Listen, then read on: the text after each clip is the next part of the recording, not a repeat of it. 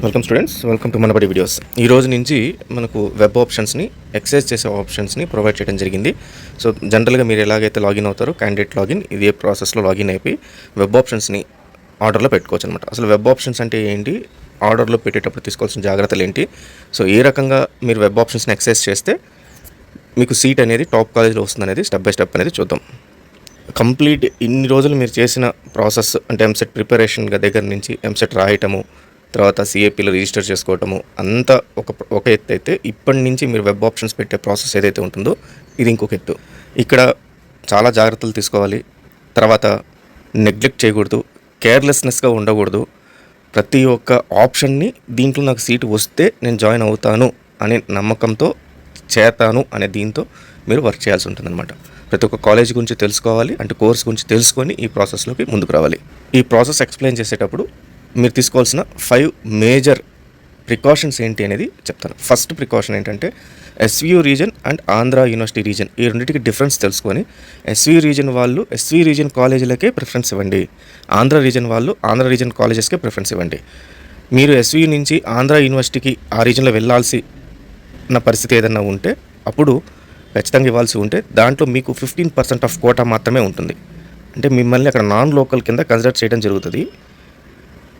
కాబట్టి ఇది open category, దీంట్లో చాలామంది మీతో కాంపీట్ అవ్వడం జరుగుతుంది. కాబట్టి ఇది మీరు దృష్టిలో ఉంచుకొని మీరు ఎస్వియా ఏయుయా అనేది చూసుకోండి. ఇది ఫస్ట్ థింగ్. సెకండ్ థింగ్ వచ్చి మీకు ప్రైవేట్ యూనివర్సిటీస్ ఏవైతే పెట్టుకుంటున్నారో like VIT, SRM, Centurion, Mohan Babu, వీటిల్లో స్టేట్ వైడ్ కోటా అని చెప్పి ఉంటుంది. ఎస్డబ్ల్యూ అని అంటారు దీన్ని. ఏయూ రీజన్ అండ్ ఎస్వియు కాకుండా స్టేట్ వైడ్ అని కూడా ఉంటుంది. సో దీంట్లో మీకు అక్కడ ఆప్షన్ అనేది చూపిస్తుంది. ఒకవేళ ఇన్ కేస్ మీకు చూపించకపోయినా కూడా మీరు గుర్తుపెట్టుకోవాలి. దీంట్లో ఇంకొక విషయం, స్టేట్ వైడ్ కోటాతో పాటు AU region quota, SV region quota కూడా వీళ్ళ దగ్గర ఉంటుంది ప్రైవేట్ యూనివర్సిటీస్లో. సో మీరు ఈ ప్రైవేట్ యూనివర్సిటీస్ని ఆప్ట్ చేసుకునేటప్పుడు మాత్రము స్టేట్ వైడ్ కోటా ఉన్నదాన్నే చూసి ఆప్ట్ చేసుకోవాలి. అంటే పర్టికులర్గా కొన్ని కోర్సెస్కి స్టేట్ వైడ్ కోటా ఉంటాయి, కొన్నిటికి మాత్రం రీజనల్ కోటా ఉంటుంది. అవి ఏంటి అనేది మీరు సెలెక్ట్ చేసుకొని తీసుకోవాలి. ఇది సెకండ్ ప్రికాషన్. థర్డ్ ప్రికాషన్, మీరు సెలెక్ట్ చేసుకునే కాలేజెస్ గురించి ఖచ్చితంగా మీకు పూర్తిగా తెలిసి ఉండాలి. ఆ కాలేజ్ నేమ్ తెలిసి ఉండాలి, కాలేజ్ కోర్స్ కోడ్ తెలిసి ఉండాలి, అండ్ దానికి మీరు ఏదైతే కాలేజ్ కోడ్తో పాటు కోర్స్ కోడ్ ఏవైతే మీరు చేరాలనుకుంటారో ఆ కోర్స్ కోడ్ కూడా తెలిసి ఉండాలి. సో ఇది థర్డ్ ప్రికాషన్. ఫోర్త్ ప్రికాషన్, మీరు కాలేజెస్ లిస్ట్ ఆర్డర్ ఎలా పెడతారంటే టాప్ కాలేజెస్, ప్రతి ఒక్కరు కూడా top colleges and top courses ఏవైతే ఉంటాయో వాటిని ఫస్ట్ ప్రయారిటీలో పెట్టండి. వీటిని సెకండ్ ప్రయారిటీలో లాస్ట్ ఇయర్ కట్ ఆఫ్ ఏదైతే ఉంటుందో వాటిలో మీకు వచ్చిన కాలేజెస్కి ఒక 2000 ప్లస్ 3000 ర్యాంక్స్ అటు ఇటు, అంటే మీకు 12,000 వస్తే 15,000 ర్యాంక్ దాకా లేదా 9,000 ర్యాంక్ దాకా ఎవరెవరికి ఎక్కడెక్కడ వచ్చిందో కట్ ఆఫ్ చూసుకొని ఈ కాలేజెస్ని కూడా వాటిలో లిస్ట్లో ఎంటర్ చేయండి. దెన్ థర్డ్ కాలేజెస్, మీకు తెలిసిన కాలేజెస్, నేను దీంట్లో జాయిన్ అవుతాను, నాకు వచ్చిన సీట్ పర్వాలేదు అనుకున్న కాలేజెస్ని ఎంటర్ చేయండి. ఇది fourth precaution. And final fifth precaution ఏంటంటే లిస్ట్ ఆఫ్ కాలేజెస్ అన్నీ ఏవైతే ఉన్నాయో మీరు ఇచ్చే కాలేజెస్, ఆ లిస్ట్ ఆఫ్ కాలేజెస్ ర్యాంకుకి తగ్గట్టుగా మీరు పెంచుకుంటూ పోవాలి. ఉదాహరణకి 10,000 ర్యాంక్ వచ్చిన వాళ్ళు ఒక 100 వెబ్ ఆప్షన్స్ ఇస్తే సరిపోతుంది. కొన్ని కోర్సెస్ ఉంటాయి లైక్ ఈసీఈ, లేకపోతే పర్టికులర్గా కొన్ని కోర్సెస్ ఇవి కొన్ని డిస్ట్రిక్ట్స్లో, అంటే మీరు ఒక 2-3 జిల్లాలు పెట్టుకున్నారు. ఈ 2-3 జిల్లాల్లో టోటల్గా ఈసీఈ ఆఫర్ చేసే కాలేజెస్ ఒక 25 ఉంటాయి. సో ఇప్పుడు మీరు ఏమనుకుంటారు, నాకు 25 ఆప్షన్సే వస్తున్నాయి ఇక్కడ, దీని నుంచి నేను పోలేను అనుకుంటారు. సో మీరు రిజిట్ అవ్వకండి, నాకు ఈసీఏ కావాలి అని.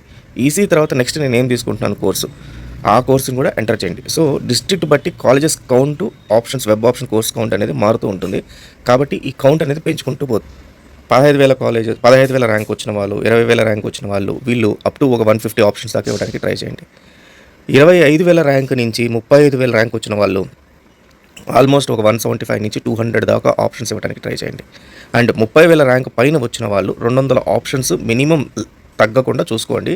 ఈ ఆప్షన్స్ ఇచ్చుకుంటూ వెళ్ళండి. ఈ ఆప్షన్స్లో మీరు ఖచ్చితంగా ఈ కోర్సు ఈ కాలేజ్లో వస్తే నేను జాయిన్ అవుతాను అనే ఆప్షన్నే పెట్టండి. అంతే తప్పితే కళ్ళు మూసుకొని మీకు తెలియని కాలేజు, తెలియని కోర్సు, ఎవరో ఆన్లైన్లో చెప్పారు, ఎక్కడో చూశాను, నేను ఎక్కడో విన్నాను ఈ కాలేజు, అలాంటి కాలేజెస్ మాత్రం పెట్టకండి. సో ఈ 5 ప్రికాషన్స్ చేసుకొని ప్రాక్టీస్ చేయండి. ఇన్ కేస్ ఈ ప్రికాషన్స్లో ఎక్కడైనా సరే మీకు ఏదైనా డౌట్ ఉండి, అంటే ఏ ఆర్డర్లో పెట్టాలో కాలేజెస్ తెలియకపోతే మనబడిలో ఏపీ ఎంసెట్ కౌన్సిలింగ్ సిమ్యులేటర్ అని ఉంది. దీనికి వెళ్ళి మీ డిస్ట్రిక్ట్ని, మీ ర్యాంక్ని, మీ క్యాస్ట్ని ఇచ్చేస్తే అదే టోటల్గా కాలేజెస్ లిస్ట్ ఇస్తుంది ఏ రకంగా పెట్టాలి అనేది. సో ఆ కాలేజెస్ లిస్ట్ని తీసుకెళ్ళి వెబ్ కౌన్సిలింగ్లో యాజ్ ఇట్ ఈస్గా పెడితే మీకు సీట్ అనేది మీ మీకు ర్యాంక్కి ఏదైతే సీట్ వస్తుందో దానికన్నా మంచి కాలేజీలో సీట్ రావడం జరుగుతుంది.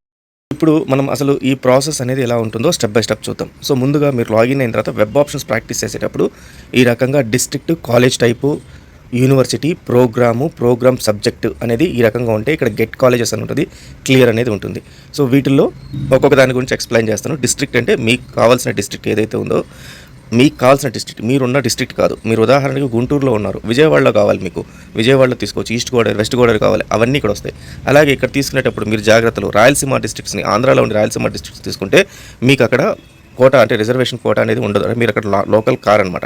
కాబట్టి ఆ డిస్ట్రిక్ట్స్ ఏంటి, మీ రీజన్కి సంబంధించిన డిస్ట్రిక్ట్స్ ఏంటి, మీరు చేరాలనుకున్న డిస్ట్రిక్ట్స్ ఏంటి అనేది ఇక్కడ సెలెక్ట్ చేసుకోండి. దెన్ కాలేజ్ టైప్లో ఏ కాలేజెస్ కావాలి మీకు తెలియదు కాబట్టి ఆల్ అని పెడితే సరిపోతుంది. దీంట్లో ప్రైవేట్ అని ఉంటుంది, యూనివర్సిటీ ఉంటుంది, యూనివర్సిటీ సెల్ఫ్ ఫైనాన్స్ అని ఉంటుంది, తర్వాత ప్రైవేట్ యూనివర్సిటీ అని ఉంటుంది. ఈ రకంగా డిఫరెంట్ కాలేజెస్ టైప్స్ అనేవి ఉంటాయి. కాబట్టి దీంట్లో మాత్రం ఆల్ అని సెలెక్ట్ చేసుకోండి. దేంట్లో వచ్చినా వెళ్ళిపోతాను అనే దాంట్లో మీరు ఫిక్స్ అవ్వండి.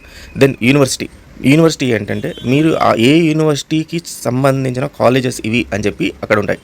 ఇక్కడ డిఫరెంట్ టైప్ ఆఫ్ యూనివర్సిటీ ఉంటాయి, వాటికి సంబంధించి అఫిలియేషన్స్ ఉంటాయి అన్నమాట. అంటే ఒక్కొక్క డిస్ట్రిక్ట్లో ఒక్కొక్క టైప్ ఆఫ్ కాలేజెస్ ఒక్కొక్క యూనివర్సిటీకి అఫిలియేటెడ్ ఉంటాయి. మెయిన్గా ప్రతి ఒక్క ఇంజనీరింగ్ కాలేజెస్ మెయిన్ యూనివర్సిటీ వచ్చేసి జేఎన్టీయూ కాకినాడ యూనివర్సిటీ, తర్వాత జేఎన్టీయూ అనంతపూర్, ఇది రాయలసీమ కిందకు వస్తాయి. అట్లా జేఎన్టీయూ జీవీ అని చెప్పి ఒకటి ఉంది. ఇవి 3 Andhra university reason, Andhra university కిందకు వస్తాయి, ఎస్వీయూ యూనివర్సిటీ కిందకు వస్తాయి, మిగతా యూనివర్సిటీస్ కింద కూడా వస్తాయి. కాబట్టి వాటి ఏ యూనివర్సిటీ కిందకు వస్తుందో అనేది కూడా మీరు సెలెక్ట్ చేసుకోవాలి. సో ప్రోగ్రామ్ బీఈ బీటెక్ కాబట్టి దాన్ని సెలెక్ట్ చేసుకుంటే సరిపోతుంది. దెన్ బీఈ బీటెక్లో మీకు అంటే బీఈ బీటెక్ లేకపోతే దాంట్లో మళ్ళీ కోర్సెస్ అనమాట. ఈ కోర్సెస్ అనేది క్లియర్గా ఇక్కడ స్పెసిఫై చేశారు. ఈ స్పెసిఫై చేసిన కోర్సులో ఉంచి మీరు artificial intelligence, artificial data science, artificial intelligence and machine learning, ఇట్లా 3 రకాలుగా ఉన్నాయి కోర్సెస్. అట్లా ప్రతి ఒక్క దాంట్లో కంప్యూటర్ సైన్స్ వీటిలో ఇప్పుడు దీంట్లో కూడా కోర్సెస్లో ఎలా సెలెక్ట్ చేసుకోవాలి. ఇప్పుడు మనకు తెలుసు artificial intelligence and machine learning అనేది ఫస్ట్ కోర్స్, దీనికి నెంబర్ 1. తర్వాత CSE pure computer science and engineering ఏదైతే ఉందో అది కూడా నెంబర్ 1, నెంబర్ 2 కింద తీసుకుంటాం అనుకుందాం.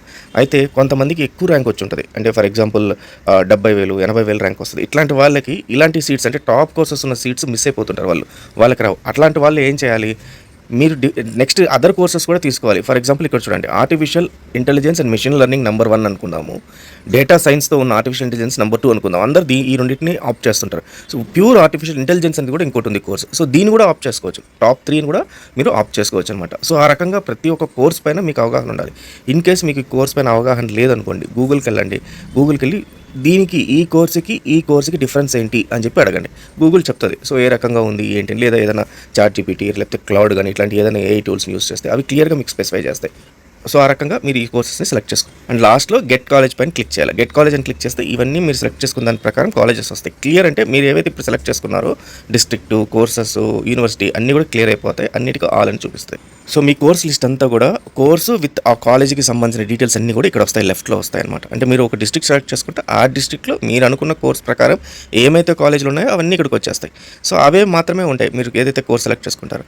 సో కోర్స్ మీరు మార్చాలి, మళ్ళీ పైకి వెళ్ళి మళ్ళీ కోర్స్ని ఇక్కడ మార్చుకోవాలన్నమాట, ప్రోగ్రామ్లో ఇక్కడికి వెళ్ళి మార్చుకోవాలి. అప్పుడు కోర్స్ అనేది మారుతుంది, దానికి సంబంధించిన కాలేజీలన్నీ ఇక్కడికి వస్తాయి. ఇక్కడికి వచ్చిన కాలేజీలో ఇన్ కేసు మీకు ఆ కాలేజ్ నేమ్ ఇట్లా స్క్రోలింగ్లో కనపడలేదంటే ఇక్కడ సెర్చ్ కాలేజ్ అనే ఆప్షన్ ఉంది. దీంట్లోకి వెళ్ళి మీరు ఫస్ట్ ఒక 5-6 క్యారెక్టర్స్ సెర్చ్ చేస్తే ఆ డీటెయిల్స్ అన్నీ కూడా ఇక్కడ డిస్ప్లే అవుతుంది అనమాట. సో వన్స్ ఇదంతా అయిపోయిన తర్వాత మీకు నచ్చిన కోర్స్ అండ్ కాలేజ్ కనపడిన తర్వాత ఈ గ్రీన్ యారో ఏదైతే ఉందో ఈ గ్రీన్ యారో పైన క్లిక్ చేయాలి. క్లిక్ చేస్తే ఏమవుద్ది, ఇది ఉన్న కోర్సెస్, కాలేజెస్ ఎప్పుడైతే ఇది క్లిక్ చేస్తారో ఇది రైట్ సైడ్ వచ్చి పడిపోతుంది అనమాట. ఈ రైట్ సైడ్ పడింది అంటే మీరు సెలెక్ట్ చేసుకున్న కాలేజీలు అని అర్థం. సో ఈ రకంగా మీరు ఎన్ని కోర్సెస్ ఉన్నా, ఏ కాలేజెస్ ఉన్నా వాటన్నిటిని ఇట్లా సెలెక్ట్ చేసుకోవచ్చు. సో ఈ రకంగా మీకు టోటల్గా కాలేజెస్ అండ్ ఇవన్నీ పడతాయి. సో ఇక్కడ మీరు ఆ కోర్స్ వద్దనుకుంటున్నారు, అప్పుడు ఇది డిలీట్ చేసుకోవచ్చు. లేదు, ఈ ఫస్ట్ ఆర్డర్ అనేది ఏదైతే ఉందో ఇది ఇక్కడ కాదు, మీకు కిందకి వెళ్ళాలి. సో దీనిపైన క్లిక్ చేయాలి.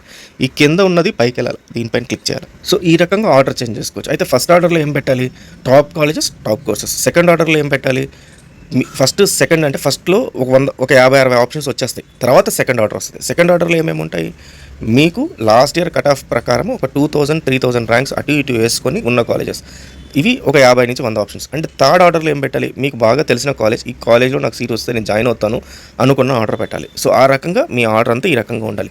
100 నుంచి 150 ఆప్షన్స్ నుంచి 250, 300 ఇంకా దానిపై నిన్న పెట్టుకోవచ్చు. అదే మీకు ఒక 5,000 ర్యాంక్ లోపల వచ్చింది అనుకోండి, వాళ్ళు పోయి ఒక 200 ఆప్షన్లు, 300 ఆప్షన్లు అట్లా పెట్టకండి. తక్కువ ఆప్షన్స్ పెట్టండి, 100 లోపల పెట్టడానికి ట్రై చేయండి. ఇలా ఆప్షన్స్ అన్ని పెట్టిన తర్వాత సేవ్ అనే ఆప్షన్ ఉంటుంది. ఇక్కడ ఈ సేవ్ అనే బటన్ పైన ఖచ్చితంగా క్లిక్ చేయండి. ఇది క్లిక్ చేయకపోతే మీరు చేసినంత కూడా వేస్ట్. ఖచ్చితంగా సేవ్ పైన క్లిక్ చేయాలి. ఇక్కడ 4 ఆప్షన్స్ ఉన్నాయి. Save and print, delete all web options, freeze options. ఈ మూడిట్లో మీరు 29 వరకు ఏ రోజు ఏది చేసినా ప్రాబ్లం లేదు.